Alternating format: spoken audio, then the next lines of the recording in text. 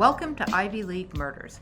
My name is Sarah Alcorn. I'm a Harvard graduate and a private investigator. And my name is Laura Rodriguez McDonald. I'm a University of Miami graduate, longtime crime aficionado, and part of a fourth-generation NYPD family.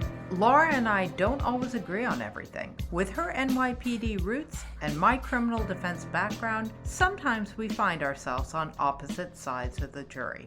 We do share a mutual passion for crime solving, and we both grew up in Cambridge, steps away from Harvard University. On Ivy League Murders, we discuss cases where the best of the best make the worst decisions. We look at people who seemingly have it all and throw it all away. Hey Laura, if our listeners want to support our podcast, what can they do? You can go to our website at clovercrestmedia.com, where we have merchandise, a donate button, and all of the books we talk about. We also can be found at buymeacoffee.com, and we would love any input or suggestions from our listeners, and we can be reached by email at ivyleaguemurders@gmail.com. And very importantly, if you enjoy the podcast, please hit the subscribe button and give us a 5-star review. We really appreciate all the support we've gotten so far. This episode contains depictions of violence and sexual violence that might be too stressful for some listeners. Listener discretion is advised. Welcome back to Ivy League Murders. And we have a great episode for you this week. It is about Ted Bundy.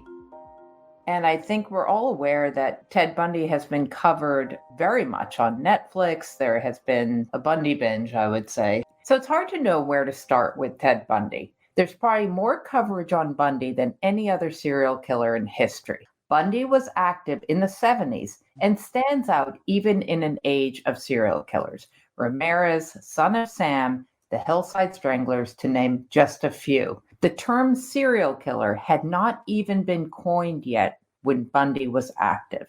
Today, we have a unique opportunity to talk to Kevin Sullivan, an expert on Ted Bundy. Kevin Sullivan has written 15 books, including several about Ted Bundy.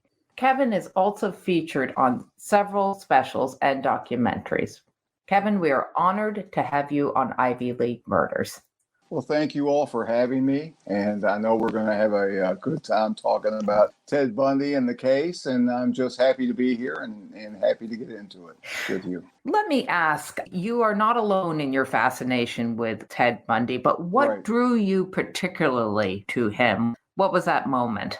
And when? Yeah. Yes. Well, I should kind of back up and say a couple of things about why I have an interest in true crime at all. When I was 10 years old, I picked up a book off my father's shelf. It was called The World's Worst Murderers by Charles Franklin. This was 1965. It had just come out in England, this book, and then they had the American edition. Within a few months, my father had a copy and he read the book. I wasn't aware that he had read the book. I just found it on his shelf in the library. But what was interesting is I had never read an adult book. I was still reading kids' books. And I took this book off and I opened it up. I was fascinated by what it said. At 10-year-olds, they don't know a lot about crime. They don't know a lot about murder, but they're aware that bad things do happen. In any event, I read this book in about 3 weeks. I never told my dad I was reading the book. I did say something to my mother because I had to go to her several times and ask what certain words meant. I didn't ask if she thought it was strange, but she never tried to stop me from reading this book. So that interest in true crime stayed with me all of my life. I got to admit, except for school books, I never read another kid's book after that. I always read true crime or war. I know my father, he was in World War II. His brother was killed in the war. His uncle was killed in the war. So I grew up hearing all these stories, watching my dad talk to his friends. All these guys had been in the war over the years. So I had an interest in that. I had an interest in true crime. As a vocation, after school, I went into the ministry. And so I am an ordained minister. When people hear that, they say, now, wait a minute. You're telling me that you're a minister and you write true crime. There's something wrong with that picture. Well, I like to say I'm a man with feet in both worlds. So I'm kind of semi-retired from the ministry. I still do a lot of that. I have a counseling service. I have things that go on. But I've been writing for the past 25 years. And I started off because I started feeling this. I've been a reader all my life. I wanted to write a book. And I wrote my first book about, it was a personality study of a man named George Armstrong Custer, who rose to great fame in the Civil War and then was killed at the place called the Battle of the Little Bighorn. And I thought, well, maybe if I just write this book, I'll get this writing bug out of my system. But it didn't happen. So then I started a true crime book, which was later published many years later. And between the Custer book and the second book, that didn't get published until after the Bundy murders. But I had a friend by the name of James Massey, Jim Massey to his friends. He was a probation parole officer here in Louisville. I have to tell you, I never intended to write about Ted Bundy. But Jim had been good friends for about 20 years at the time with a guy named Jerry Thompson, who happened to be a retired homicide investigator for the Salt Lake County Sheriff's Office in Salt Lake City, Utah.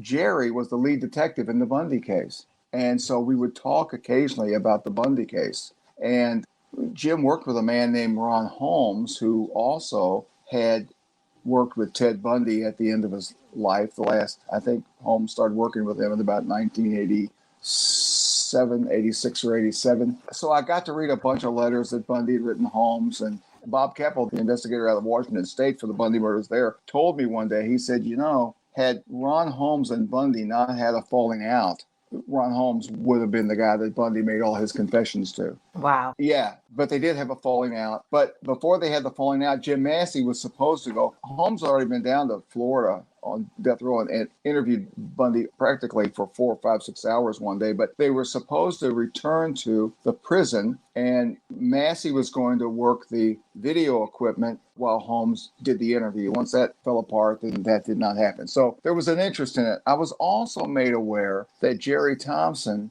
after Bundy was arrested in Utah, they confiscated his murder kit. And then once Bundy was transferred to Colorado, and we can get into this later, but he ended up escaping. He was extradited to Colorado because of the murder of Karen Campbell, and he was on trial there for that. But he escaped, went to Florida, murdered there, finally put to death in the state of Florida in 1989. And Jerry was allowed to keep this murder kit. Well, Thompson and his wife Jean were coming to town back in 2005, and I think it was March of 2005 when Jim contacted me and said, the Thompsons are coming to Louisville in May. Would you like to have dinner with us? I said, sure. So 2 months down the road, I got a call one Sunday night. I knew they were coming in that night. We were going to have dinner. He called me in the afternoon. He said, listen, we're going to meet at such and such restaurant. And I said, thanks for letting me know. I was in the process of saying, I'll see you later, whatever. And he said, he brought the bag. I said, Wow. what bag? He said, the murder kit. He brought Ted Bundy, the bag that Bundy used to carry. I said, Jim, could you do me a favor? I mean, I felt all this exhilaration rising within me. I kind of felt guilty about it, but I said, I really want to see that stuff. I said, can you meet me at the restaurant earlier? And I'd like to look at it. He said, sure. And so he brought the stuff, and there was Bundy carried a brown satchel. And within that satchel, he had an ice pick. He had a flashlight. He had a woolen ski mask. He had 2 right-handed gloves, no left-handed. And apparently he used these gloves. He was left-handed, but there's a possibility he had worn the left hands out and he had the right hands in there. But I think probably when Bundy was dragging bodies into the woods and it was cold, he might have used his right hand. But in any event, they had 2 right-handed gloves. There were Glad bags, trash bags, because when Bundy left a victim, he always left them nude with only like a beaded necklace on, and he would take the clothes. I mean, this was before DNA, but you could still match things with hair fibers and stuff like that, and you could get an idea of, who maybe had been killed. If Bundy was on trial for something, they said, well, look, you got the head hair or something here, and it matches her, and it matches. But they didn't have the kind of stuff that we can do today. But he would take all the clothes and anything that could have hairs or fibers or imprints of fingerprints, and he put those in a bag, and he would dump those down the road somewhere far away from the body. He also had there was an orange electrical cord. He preferred to use that for strangulation. There was also rope. Sometimes he would use rope for strangulation, but usually it was the electrical cord, or he might even use a sock. It depends on the situation. all these items in there, and there was a pantyhose mask with the eye holes cut out. Now, that didn't come to Louisville. The things missing, there were only 3 things missing from his original kit that weren't there when he came to Louisville, and that was the pantyhose mask that Thompson had taken to Florida to compare with another thing, a pantyhose mask that they found in the apartment of Cheryl Thomas that was disallowed in court, probably in the archives there. The crowbar, Colorado wanted it, and the crowbar is this day in the archives in Colorado.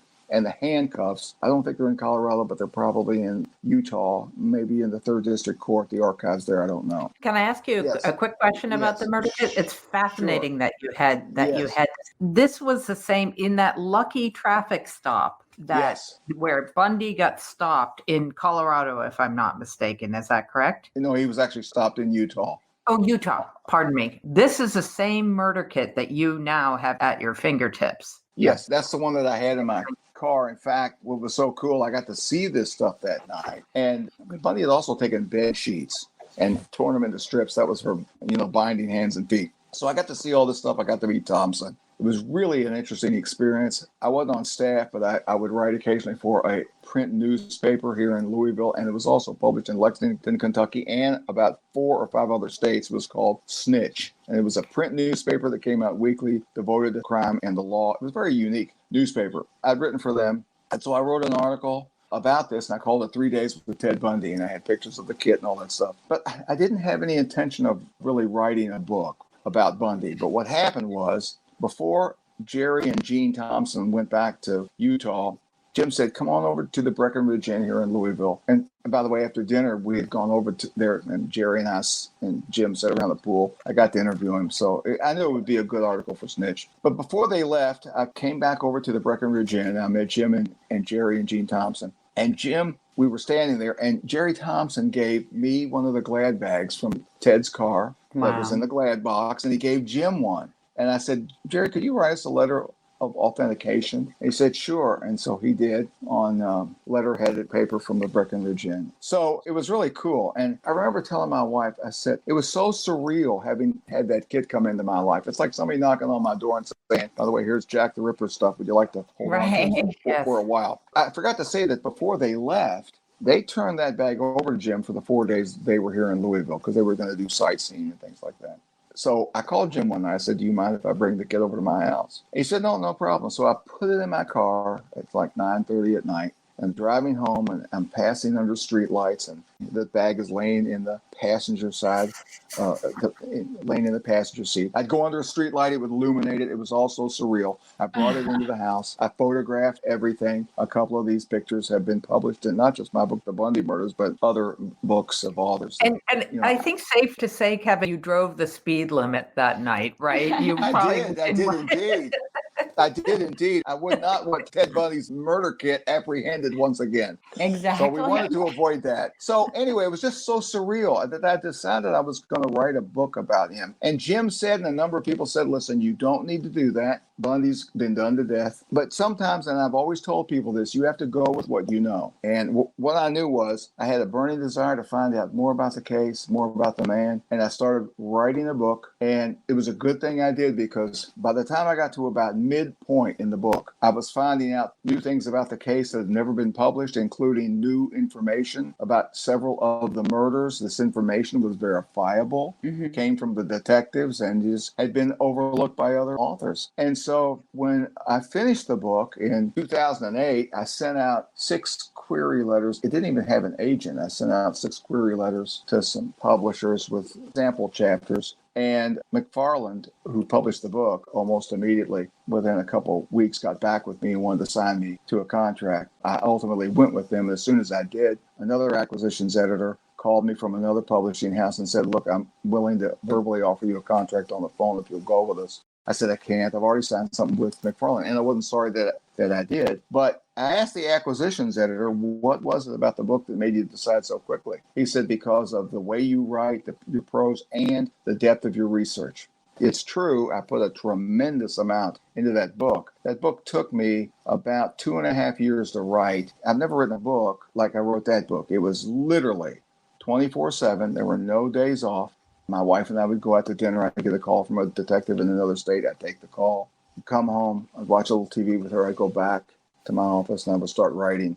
And this is the way it was. But it took that long to produce this book. And many people have contacted me over the years. I laugh at it now, but they have said, I've had to read your book 2 and 3 times because you've crammed so much into it. Very, very in depth. So thank God. I appreciate it. It's been well received. I started off a little slow because nobody knew who I was. But after a while, it got going. And it's just now, whenever these documentaries contact me to come on their show, or even if they don't, apparently they all are using my book, The Bundy Murders. Now, that book led into 5 additional books. I've actually got 6 books. I wrote my last book. It was published in October, called The Enigma of Ted Bundy. There were some final things I wanted to say, some new information I wanted to bring out. One of the highlights of my books on Bundy is that each book, there's a lot of new information that has not been in print before. I have been contacted over the years by many, many, many people who knew Bundy or the victims. After I have vetted these people, not all of them were, many were, I put these stories in there. And so it's been a good run. It's not anything I expected to do. Kevin, I just want to stop you for 1 second. So, because for our listeners,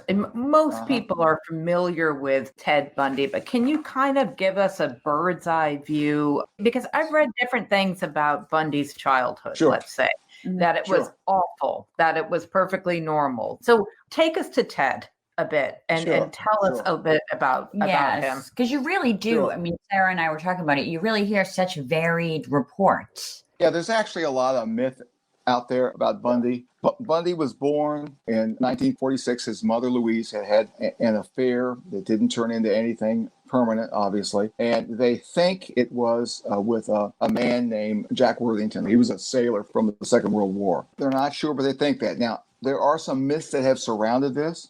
One of the greatest myths about this, which I never believed, was that Ted Bundy's father was his grandfather, Samuel Cowell. It's just all myth. Well, a friend of mine recently, if any of your listeners saw the HBO documentary about Dr. Lewis, who worked with Bundy at the end, called Crazy Not Insane. We saw it. Apparently, she believed that Sam Cowell was. Well, a friend of mine who has also worked with Dr. Lewis and knows Liz Kendall, which is her real name was Clover, was able to obtain Bundy's DNA. And just as Dr. Lewis said on the program, said DNA has shown that he's not the dad. Thank God someone finally busted that myth. So he's not the father. Whatever else Sam Cowell was, Bundy said, I just remembered him as a nice grandfather. He respected him. Bundy left there and went to Tacoma, Browns Point, which is about 11 miles from Tacoma. It's suburban area, I guess, when he was 4. She ended up marrying, within a relatively short time, Johnny Bundy, who was a cook at the Madigan Hospital out there. He adopted Ted. Some people think he's his stepfather. He wasn't. He's the adopted father. And then they went on to have 4 other children. So there was 7 people in their household. Now, here's another big myth, and I've always battled this.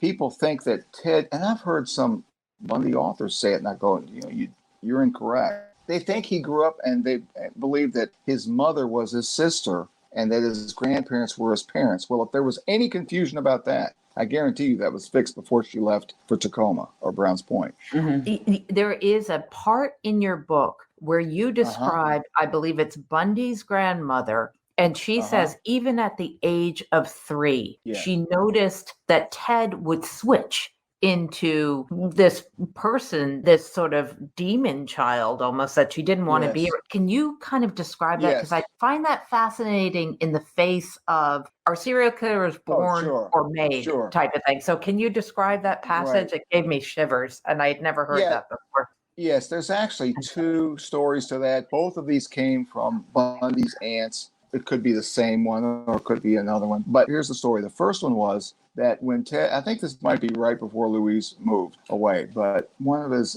aunts woke up one morning and Ted had taken kitchen knives and placed them under the bed pointing at her. When she looked at him, he had this kind of blank look on his face. You don't have to be a psychologist to know that there could be something amiss with that. It isn't normal. The other story has to do with when she was on a train platform in Philadelphia and it was approaching dusk, and she said that something occurred within the little boy that caused his personality. It looked like she didn't use the word morphine, but it was something akin to that. And he was changing and it disturbed her. I would say that I don't believe that anything had happened to Bundy. to really cause any of this. I do believe there was probably something that he was born with that was not quite right. Bundy was never insane, obviously, although you might want to say legally not insane, but the things he did certainly were diabolical. You and I would call a person like that crazy, right, in our terminology, but he's not legally insane. But he had something wrong with him. And I make a distinction in my book that it's one thing to grow up and not understand yourself. Bundy would later tell a writer who said he had these good friends. He had two good friends, Terry Storwick and Warren Dodge. But he said, I grew up not really understanding how to be a friend. He never felt exactly right. He felt like he was different. But there's one thing to have a youth growing up having these issues, and then it's quite something else when they turn into a predator later on.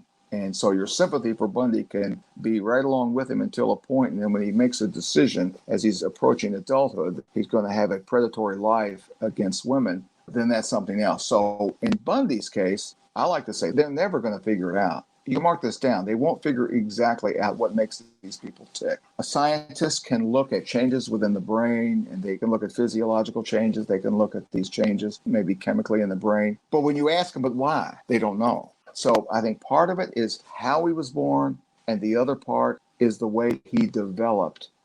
When you are growing up and you start getting sexual feelings, normally you'll have fantasies and things like that. That's all normal, and they won't contain violence. But along the way, of course, he started mixing his fantasies with violence, and that led to the place where at some point in the future, you're going to pass from fantasy into reality. In the case of Ted Bundy, here's what we know for certain, that he launched himself into full-time murder at the dawn of 1974. What age do you think his first kill? I mean, I know we have the first confirmed, but what age do you think he first killed at? Well, he never admit. Okay, so if we're looking at Bundy's first murders too. Some people think he killed little Anne Marie Burr. If he did commit that, he always denied it. But with Ron Holmes, he absolutely linked himself to it. And again, remember what Keppel said, that before the falling out, Ted had planned to confess everything to Holmes. And I have this in the book. He definitely linked himself to it. And the person responsible was also a person, as he said, that they were looking in because of the murders up in Lake Sammamish, which of course is him, and he knew what he was talking about. So he may have killed at the age of 14, because she disappeared on September 1st, the early morning hours of September 1st, 1961. And so he would have been 14 at the time. And he lived in that area, is that right? He had a bike. He was about 2 miles from that house, but his uncle, Jack Cal, lived at a studio fairly close by. If Bundy would not have connected himself so clearly to Ron Holmes about it, I would more be saying that probably no, he didn't probably commit that murder, because there are some logistical things. But when it comes to Bundy, it wouldn't take much for Bundy to do that. And the kind of things that Bundy told Holmes were the kind of things you think, yeah, he did commit this murder. So if he did kill this girl and they never found her, then he probably knew of her or knew of the home or had seen her near to where his uncle lived. And that could have produced this nocturnal roaming around their house, and then that entering one night, and then it happened. A friend of mine believes Bundy might have even though he was 14, might have borrowed a car. And that would not be out of the realm of possibility. And because at the time, I'm sure he knew how to drive a car at 14, and slipping out in the middle of the night is something a lot of teenagers have done. And it would have been easier with a car. So we can't rule it out. So I kind of lean towards Bundy committing that murder, but I do leave it open for it may have been somebody else, but I certainly lean that way. And so does my friend, who's done a lot of investigation in the case. And in fact, he said that Bundy admitted to Dr. Lewis something about his first crime occurring like when he was 14. But his first confirmed kill is once he goes away to college. Now, here's what he told Bob Keppel. Bob Keppel handled all the Washington murders. All the detectives came from the states where these murders occurred. So Bundy didn't confess everything to Keppel. But because it all started in Washington State, Keppel was pressing him. And he admitted to murdering 11 in the state, but he would not own up to more than 8 of those names. There were several he would not talk about. So when Keppel pressed him about anything before 74, he did admit to 1973 killing a hitchhiker south of Seattle that he picked up in Tumwater, Washington, and he murdered her. But He then said there was a homicide in 72, but then immediately retracted it. And nobody, including Keppel, believes that he just made a mistake. He probably killed in 72. So, and he would have been like 26 at the time. But does it make sense, though? It seems to me if he murdered Burr when he was 14, I bet you there was murders in between, maybe more sporadic. But if he murdered at 14, why take a 12-year break, basically? Yeah, it really depends on, where he was. It maybe depends on some things that he thought about himself. We don't know. He admitted later, when he had gone back east to live back in 1969, that he wanted to abduct a woman. He saw himself as like he was bubbling over with aggression. I mean, that's a given. But he wasn't very skilled at being an abductor. Now, if he did kill Burr, getting into the home, which whoever did this, they took a bench and they overturned it and they stepped up through an unlocked window. In fact, it had a cable that ran through it, and they must have spotted that the window was not completely closed. Went in there, led the girl out of there. Very bold for this person. And the only thing he left there was like grass clippings. Everybody was asleep. So I don't know how he or this person pulled it off.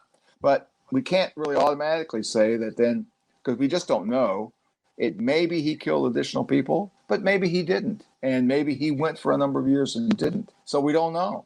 And we do know this, that in 1974, he reached a psychological place within him that he was going to wholly turn himself over to murder, to where he was no longer going to continue the charade of his political life or anything. He was going to launch himself into full-time murder, and he just wasn't going to come back from it, and he didn't. It seems like the charade was in the service of his primary career, which was murder now. It was like he kept up the charade, but it was only to seem like he was legitimate and, then had to think. Let me ask you one quick question. One of his very important first relationships, was with Diane Edwards. And Diane she seems like she was from a certain socioeconomic class. She's very pretty, brunette, middle part. They say that Bundy kind of imprinted his victimology on Edwards, which I'm not sure if that's true or not. One theory that Laura and I were bantering around about was that he felt less than with Diane Edwards. He felt like he couldn't give her the lifestyle she wanted. He couldn't buy her clothes. He felt less than. And we kind of have toyed with the idea of the reason why he went for college girls maybe had something to do going back to his resentment of Diane and the world that she came from. Well, when it comes to feeling less than, it turns out he felt less than a lot of people. And he would often, embarrassingly so, voice his feelings of lack to certain women. And, he would just run himself down. So, he wouldn't really do that with men. But I think Bundy always struggled to see himself as an equal. But in Diane's case, she did come from a well-to-do family in San Francisco. And Bundy's family was struggling to be middle class. But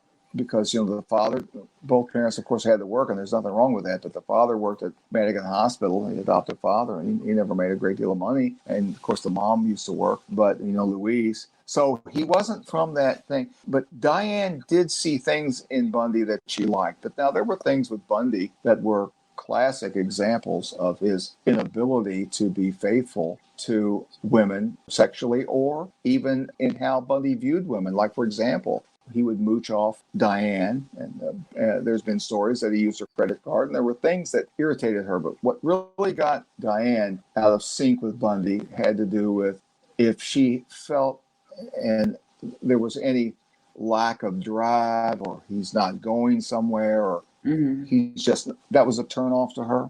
And it is true that when she finally broke off that relationship, that really, really devastated Bundy. And of course, later he would win her back when he was a law student with the promise of marriage, and she agreed to it, and he had no intention of marrying her. It was just a way to pay her back, and basically he was able to dump her. But if you look at the women that Bundy killed, a lot of people, I think they make too much of what happened with Diane, because you got to understand, Bundy was already thinking in predatory ways even when he was with her. So there are psychological factors that if somebody has a certain makeup, that an emotional experience can trigger violence and trigger murder. And that's true. But let's say that Diane never broke up with him. And let's say Bundy actually thought, well, maybe I don't have to be a diabolical killer. I'll marry her. Let's say he would have done that. Would he not have killed?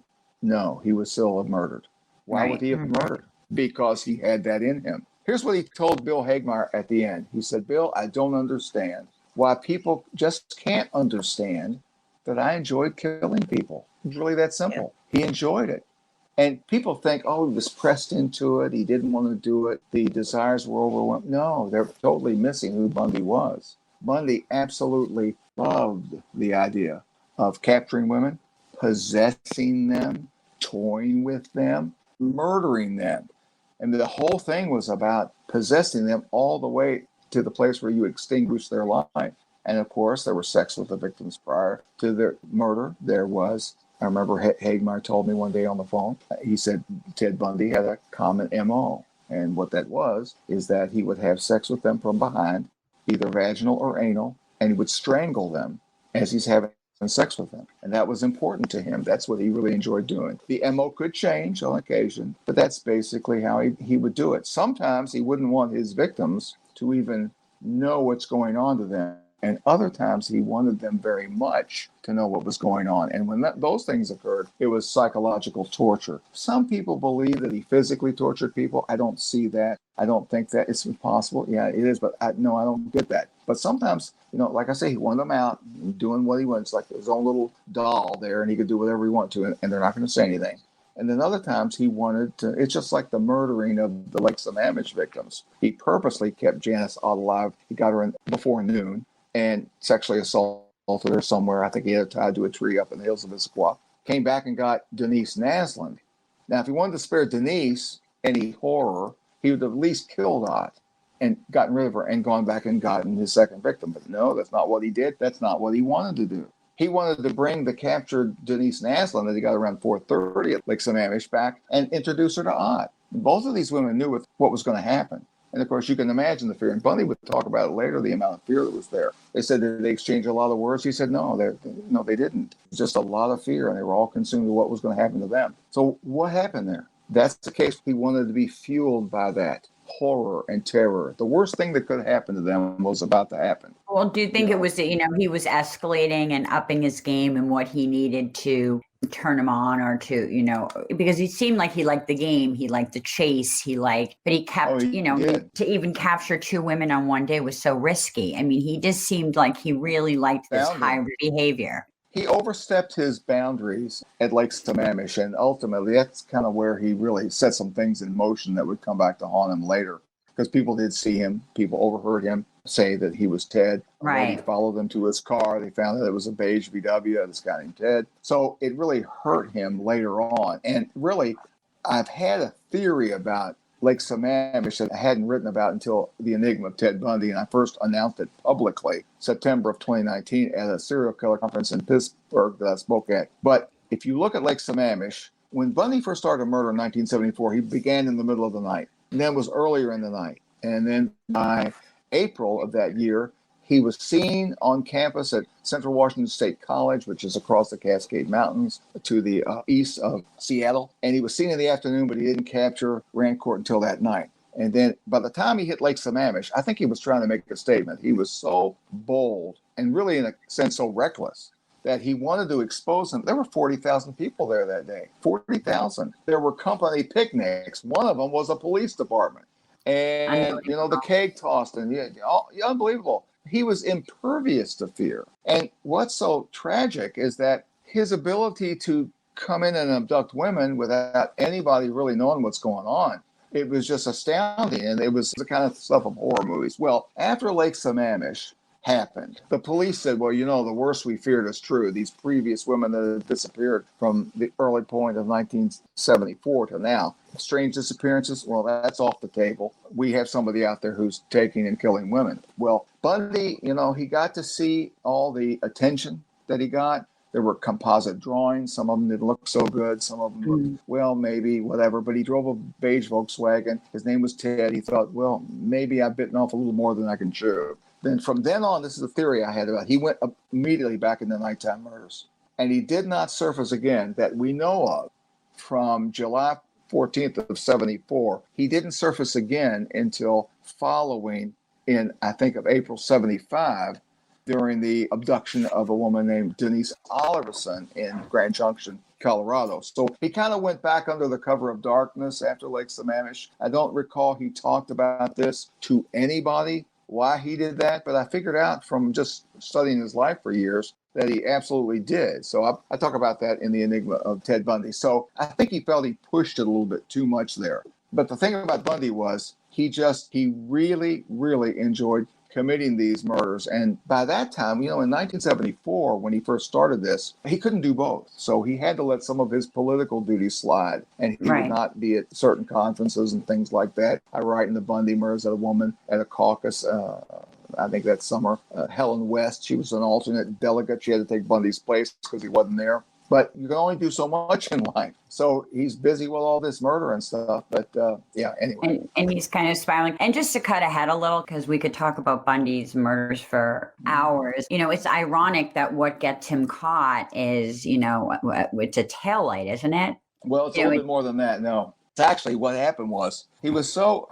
Or he's driving slow. Oh, his lights are out and he's driving slow around the neighborhood at night. There was a guy named Bob Hayward. He was the brother of the homicide captain at the Salt Lake County Sheriff's Office. His name was Pete Hayward. Bob Hayward was a patrol officer with the Utah Highway Patrol. He was coming home one night, and he said later, my neighborhood has had a rash of burglaries. And happened to see Bundy. I think Bundy drove by him once, but when Hayward saw him again and he was watching him, he was sitting there. Apparently, Bundy was smoking a joint in Granger, Utah, and I think he was consulting a map. So here comes Hayward. He turns his lights on. Bundy freaks out completely, takes off. He can't outrun this police car. And so he pulls over, like 4 or 5 blocks away. And Bundy lied. He was a liar. But, you think he would have admitted later to other people what he was doing when the rubber was really meeting the road. But when Hayward pulled him over and Bundy got out and Hayward got out and Hayward's got his gun on him. He looks in the VW and the passenger seat has been removed. So he was absolutely hunting that night. And he laid that in the back seat, and the murder kit, the brown satchel, was open and some of the contents were spilling out. So apparently he had an unsuccessful night of hunting. Later, after he was on trial, he would still say, I wasn't hunting that night. But he was hunting, and there's the evidence for it. So that's how he was captured. Now, at the time, they arrested him for evading a police officer and possession of burglary tools. But Andrew Valdez, which is mentioned in my book, The Bundy Murders, although I didn't interview Andrew for that book, I think I interviewed Andrew Valdez for my 4th book, Ted Bundy's Murders Mysteries. Valdez said that because Valdez was in law school along with Bundy, but he also worked at the jail, and he was responsible for taking people in, see what the charges are. Then they had a point system. And if you had lived there, you're a student, a lot of people knew you'd been there like a year, whatever, you could be released on your own recognizance. Well, he knew Bundy. Here comes Bundy. And Valdez said that the charge later, he said that a lot of times the officers, if they saw something like what Bundy was carrying, they would call them burglary tools. But it's obvious that what he had in there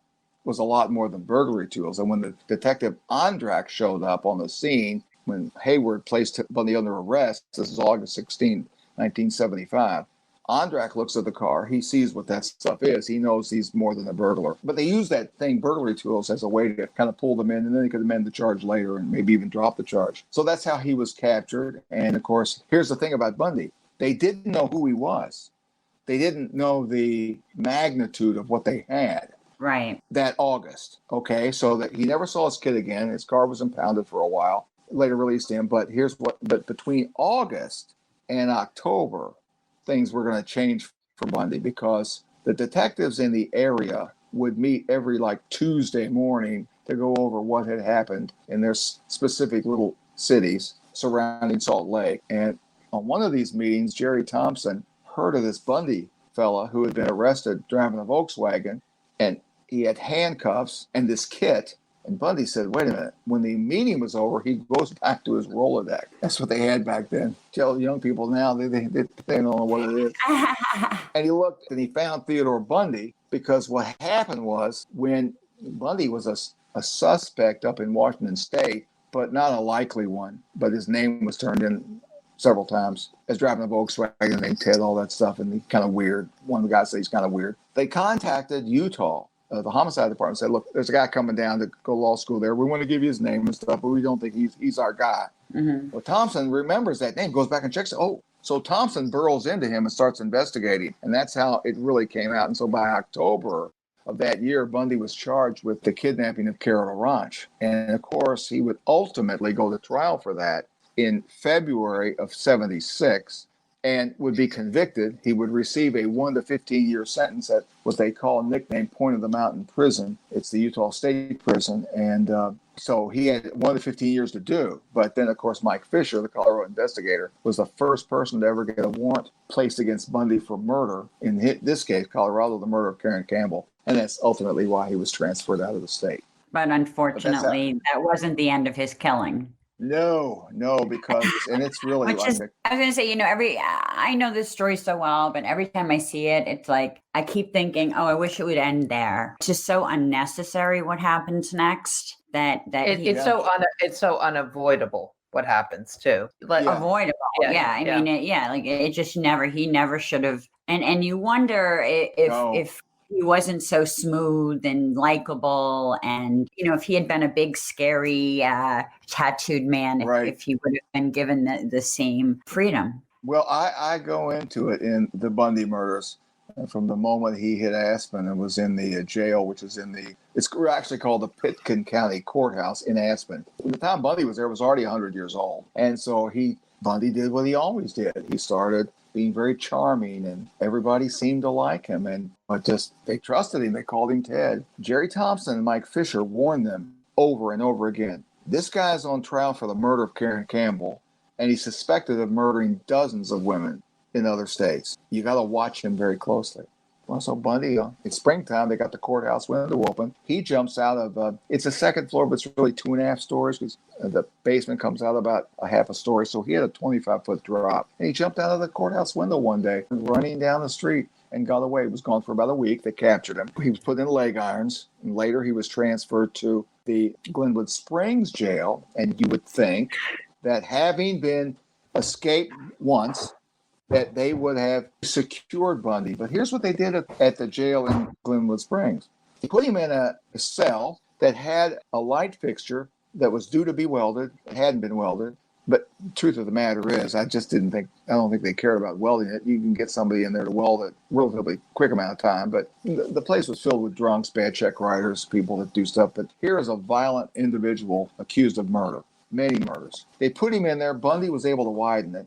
And he would go up in the not the raft area, but like the ductwork at night. It was a 1-floor jail. And the prisoners came to the guards and said, listen, we hear Bundy at night going up through this blows my mind. This makes me crazy. He's crawling around. This isn't one prisoner did this. A number of them said it. Bundy's up on the thing. He's crawling around at night. They didn't do anything about it. So the 2 Chi Omega sisters that were murdered in Florida, and young 12-year-old Kimberly Leach that he got on February 9th, 1978, didn't have to die. No. And they didn't. They disregarded the warnings of Jerry Thompson. They disregarded the warnings of Mike Fisher. And if you look, there's a very well done interview with Bundy in the Glenwood Springs jail. And you can see, this is the quality of the people they hire. You can see this old man in the back. He's one of the jailers. Bundy could have taken him and just tied him in a knot in 2 seconds. The guy couldn't have fought his way out of a beanbag. He couldn't have done it. The quality of the people they hired must have been absolutely atrocious to get this. And Thompson told me, and for the Enigma book, I had transcribed all of the tape of Thompson and others that I did originally for the Bundy murders. And he said, he'd warned them on numerous occasions, and they said, no, Jerry, don't worry about it. We could make Bundy a trustee. He's not going to do anything. And so Thompson told me, and it's in the book, I said, did you ever say anything to them afterwards? He said, oh, yeah, I rubbed it in. I kept rubbing it in. I said, he's going to kill again. he's going to kill again. And of course he did. So terrible thing. Those people in Florida should have never, ever been attacked and murdered. And it's all the fault of Colorado. I don't know if there were lawsuits about it. Jerry Thompson told me, he said families from Florida, after all of this happened, were contacting him saying, can we get attorneys and sue? He said, well, I'm not an attorney. That's out of my ballpark. You'll have to do that. But certainly they had a case. I don't know what came of that. Do you think by that time he had just lost all control and he was just in a frenzy? Yeah. By the time he got to Florida, murders were just so messy. So do you think he had just lost all control? In Colorado, he hadn't experienced that yet. But by the time he got to Florida, and when I say that, he was certainly spiraling downward.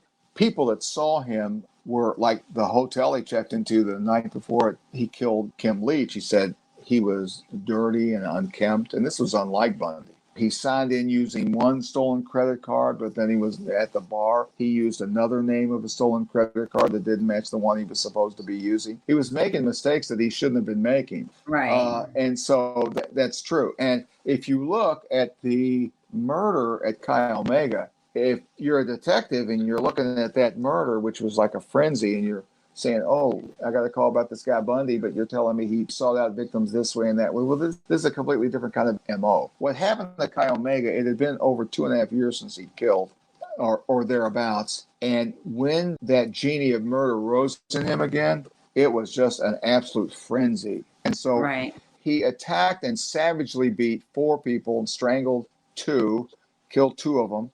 He wasn't even satiated for the night. He left about 3:15 a.m. The Chi Omega, went down the steps and out the front door.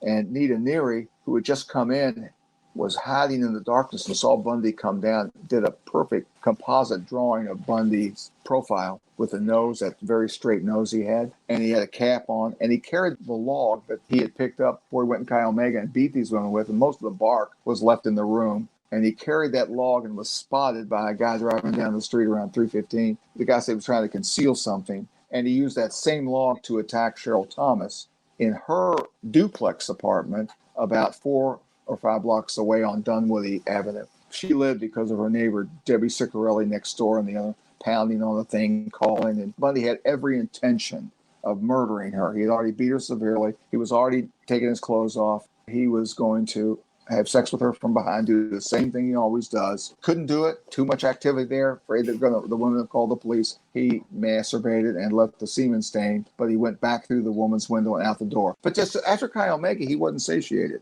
Having gotten that under his belt again, he became a little more careful. And I should say also that right before he went into Chi Omega that night, he went into Sharad's, some people say Sharad's. Next door was a disco, and instead of like in Washington State drawing women to him, he was repulsing them. They were getting these bad vibes from him. I mean, he was having a meltdown. Now, after he murdered Chi Omega, you see him when he almost killed Leslie Parmenter, which I interviewed for one of my books, that she had left her school and Bundy was talking to her. She said he also looked dirty. He seemed weird, so he had lost that. But he was, after Chi Omega, he was back into his kind of like old hunting mode. He was trying to duplicate with some one-on-one victims like he had done back in Utah and Washington State. So he was definitely on a downward slide. Mike Fisher said, listen, you got to get to him quickly after he's abducted because he'll tell more. He'll talk more if he's tired. He said, if you give him a chance to get rested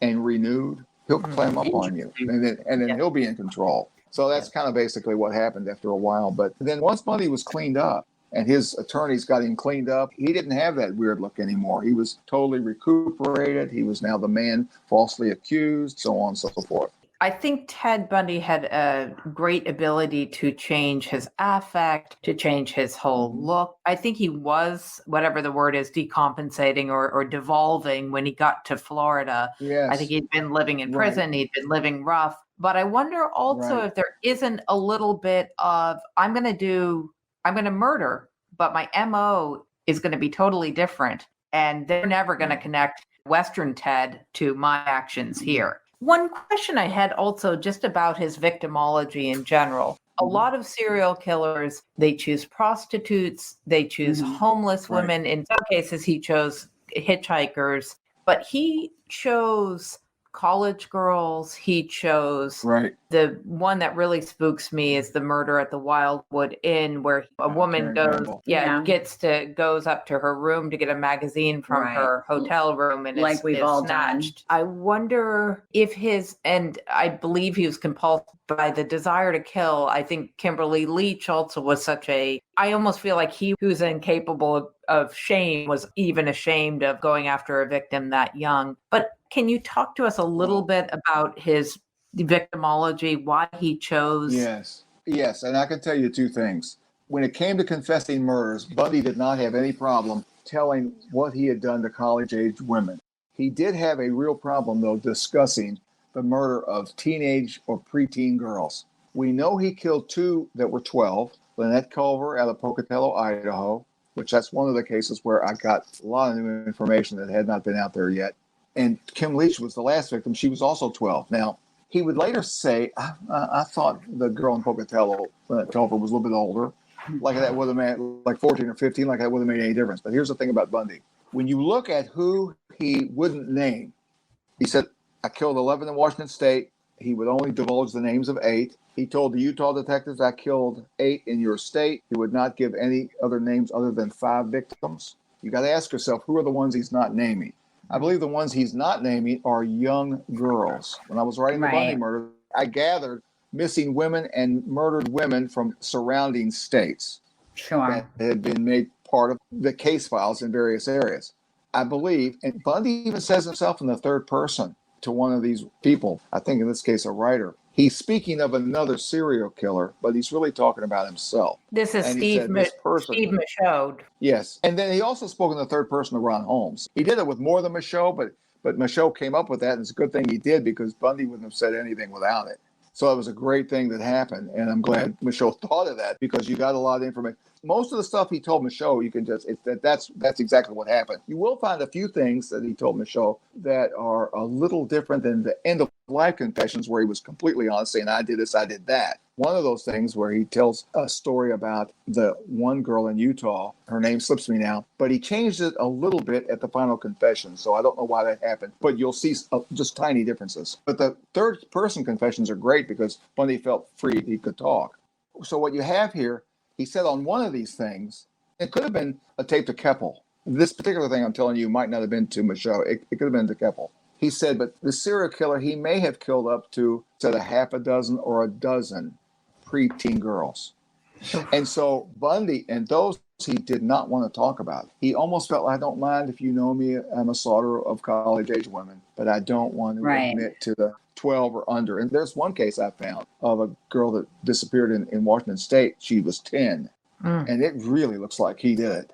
Man. It really looks like he did it, and I don't believe that was ever. So he probably, and for my book that just came out, I interviewed a lady that now she was 12 years old, and Bundy tried to abduct her as she was on her way to the school bus. And I've checked this stuff. It's all validated. And you want to know something weird? My friend who also has done a lot of investigation of the case, he found another young girl that's 12 years old, who is not the one that I interviewed. Wow. That also pointed to Bundy and said he tried to get me one morning. So there's a lot of them out there. I think there's a good number of dead teen or preteen girls, and they never found them. And it's Bundy, he wouldn't talk about it. But well, makes sense. The MO did change. But the MO did change. You know how I said the MO could change with Bundy some? And it did when the case of when he abducted, and he was spiraling out of control when he abducted Kim Leach at the end. What he did was he had purchased a hunting knife just that day or the day before. And the receipt was found in the stolen FSU media van. And he actually, what the ME believes, the medical examiner, he believes that he cut her throat while having sex with her from behind. So that's, by the time they found her, she had been ravaged by animals, but everything that they put together, they figured that's the way he did it, that he did not strangle her as normal, but that he cut her with a knife. When his stolen VW got stuck at Eglin Air Force Base, and he had to dump a bunch of stuff out of it when he was making his way from Tallahassee to Pensacola to escape, he dumped a lot of stuff out. He finally had to call somebody to help him get the VW out. The detectives went back to the scene and they found yet another electrical cord and some other things as well.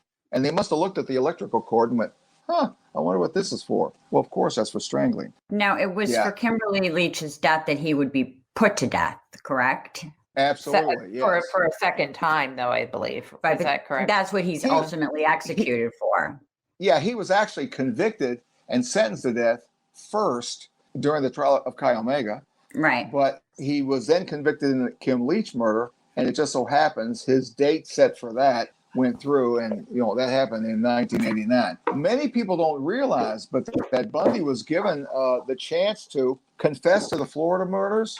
He could have spent the rest of his life in a prison in Florida, but he rejected that. I'm actually opposed to the death penalty, but I actually think we could have learned a lot more from him, having him alive, and life without parole. We actually have George Deckel coming up on an upcoming episode. For a book he wrote about a Gilded Age crime. So a very unrelated book. It's got a good book. Deckel not only believes in the death penalty, he said on one documentary that we were both on, he said, I'd like to kill Ted, bring him back up, kill Ted, bring him back up, kill Ted, bring him back up. I got to admit, I could flip the switch on Ted myself. I would have absolutely no problem doing that. No, I totally get it. If anyone deserved it, it was Ted. I just wish he was around so we could study him and really figure out, and just kind of really figure out more. Thankfully, we got a lot from him. That's one thing that's really good.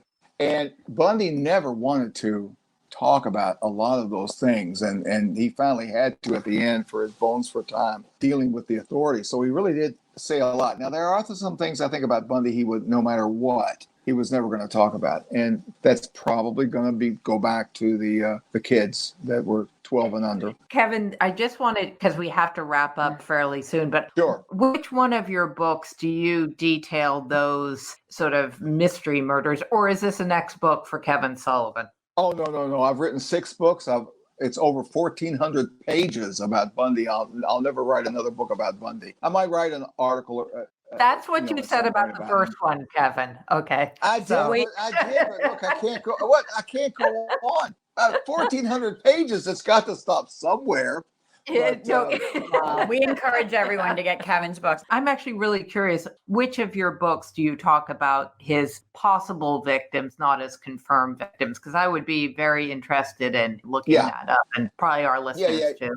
Yeah, I talk about Ted Bundy's Murderous Mysteries is about deeper look at the victim, but I talk about other victims and a lot of things involved with the case I couldn't really talk about in the previous books, and you'll find that in The Enigma of Ted Bundy, and that was just released again in October. Okay, terrific. I think I just wanted to say the continuous fascination with Ted Bundy is, I think that we almost feel like if we understand Ted Bundy, we understand evil. And the scariest part of Ted Bundy is that he looks like a girlfriend would bring him over and you'd say, oh, he's a great guy. Oh, yeah. And that's the really scary, insidious part. Yeah. We'd love to think we could recognize evil, and that way we feel like we can protect ourselves. And when we see somebody so normal, and I think that is really the big part of the fascination with Ted Bundy and continues to be. Thank you, Kevin, so much for giving us a deeper look into who Ted Bundy was. If we really only just touched on it because it's such an enormous case, but you're really just fascinating.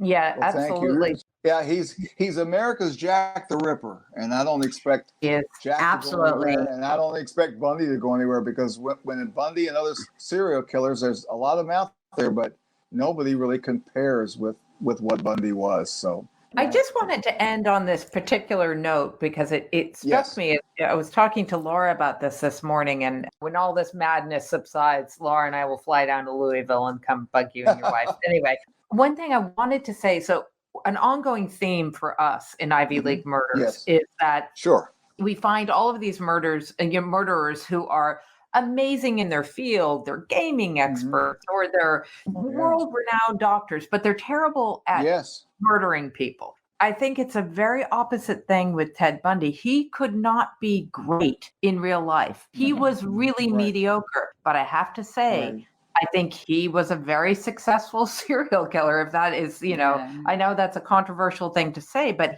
his whole device of fooling women and he had a PhD in it. He was an expert predator. Really, is what he was. Well, let me leave you with this, because you're onto something with that. when a lady named Dawn Kraut was talking to Bundy after Bundy had been arrested. He was right before he went to trial, and he was released from Utah on bail, went home for a couple months. It's the last time he was in Seattle. At the University of Washington, this lady named Dawn Kraut spotted him and got to talking to him. And as they talked about the case, she said, well, I'm sure people will forget one day, trying to make him feel better. He said, oh, no, people won't forget. And he was in a sick way, he was very proud of the name he had made for himself. Mm-hmm. And he's taken that place in history. If Bundy could come back to life now and see how many books have been published and the document, he would be overwhelmed with joy.